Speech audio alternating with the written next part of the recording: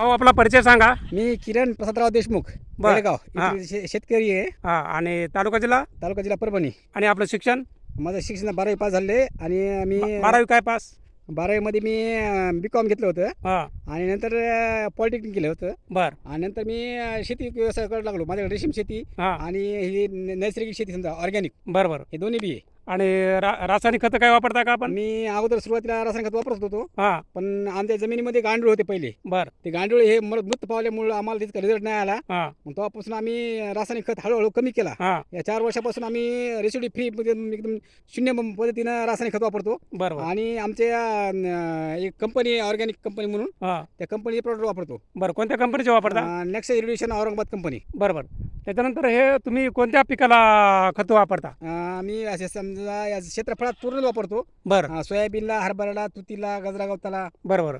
आणि तुम्ही जेव्हा सोयाबीनला वापरला हे खत, जैविक ऑर्गॅनिक खत, हां नेक्सस रिव्होल्युशन या कंपनीचा, हां तर तुम्हाला वापरून काय वाटलं? वापरून जे रिझल्ट आला ना आपल्याला. बरं, रिझल्ट आला म्हणजे तुम्हाला एकरी सरासरी उत्पन्न किती झालं 2024 मध्ये? 2023-24ला मला जनरली अगोदर जितकं होतं तितकं झालं. हां, मला पहिल्या वर्षी 60 कट्टे सोयाबीन 3 एकर झालं, हां, जे की KD 726 व्हरायटी होती. हां, आणि नंतर 93-0 आपले 20-916 हां, ह्या व्हरायटीला 20 कट्टे झाले एकरी. बरं बरं आणि ते बी रासायनिक खत न वापरता. बरं. रासायनिक खत वापरलंच नाही? रासायनिक खताचा आपल्या जमिनीमध्ये सॉइल टेस्टिंग जर केली हां, तर जमिनीमध्ये ऑल केमिकल फ्री जमीन निघावं अशी अपेक्षा आहे माझी. बरं बरं.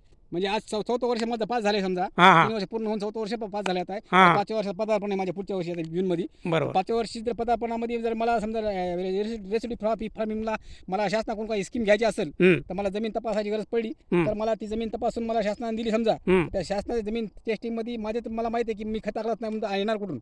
मॉलिक्यूल आपले जे पूर्ण जे केमिकल मॉलिक्यूल होतं हां, हां, ते तर नाहीतच माझ्याकडे. हां, हां, आणि जे टाकले ते ऑर्गॅनिक आहेत पूर्ण. बरं. आता ऑर्गॅनिक मॉलिक्यूलमध्ये जर मला तशी शिफारस भेटली समजा शासनाची, हां, हां, तर मी आज पद्धतीमध्ये रासायनिक शेतीमुळं तुमचं कोलेस्ट्रॉल वाढायले, BP शुगर अटॅक हे वाढायचं, हां, हां, कॅन्सर हे प्रमाण वाढायले. बरं. तर याला कुठेतरी आळा घालण्यासाठी सेंद्रिय शेती म्हणून एक शासन हे घ्यायले, मिशन घ्यायले, बरं बरं. पंजाबराव देशमुख मिशन म्हणून. हां, हां, तर त्या मिशन अंतर्गत आम्ही आता या जमिनीचं रजिस्ट्रेशन करणार आहे पुढच्या वर्षी. हां, हां, या जमिनीचं रजिस्ट्रेशन केल्यानंतर आम्हाला 120 रुपये किलो गव्हाला भाव भेटणार आहे. बरं बरं, डाळी मिलेट यांना सुद्धा वेगळ्या पद्धतीनं भाव मिळणार आहे. बरं बरं. त्याच्यामुळे आम्ही हे पारंपरिक सोडून त्या पद्धतीने चांगली ऑर्गॅनिक आणि जैविक शेती करायली. हां त्याचा प्रयत्न आहे आमचा. बरं, शेतकऱ्यांना किंवा इतर जे आपले बेरोजगार मुलं आहेत, मुलं आणि मुली, हां तर यांना आपण काय संदेश देऊ शकता?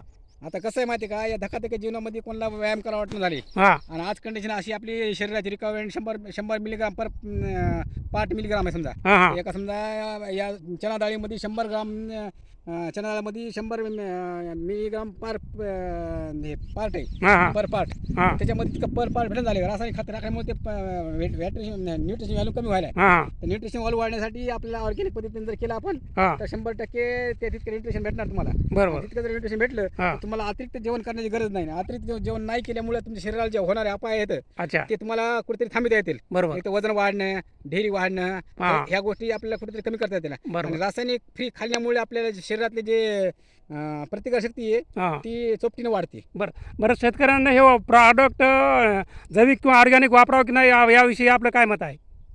आता सर पाहता तर मी 4 वर्षापासून हे करतो, यूज सेंद्रिय करतो. करतो. बरं. आणि माझ्याकडे गहू आहे. हां, मी दरवर्षी 20 किलो पेरतो. हां, 20 किलोला मला 10 कट्टे होते. बरं बरं, तर गेल्या वर्षी पाऊस असल्यामुळं आणि गहू पडल्यामुळे मला 9 कट्टे झाले. बरं बरं. 1 कट्टा कमी झाला. हं, तरी पण मला 2 वर्षापुरता गहू माझ्याकडे आहे. आता पुढच्या वर्षी पुन्हा मी ऑर्गॅनिक पद्धतीने गहू पिकणार आहे बरं आणि बरं. तेच मी खातो. अच्छा अच्छा, ठीक आहे सर.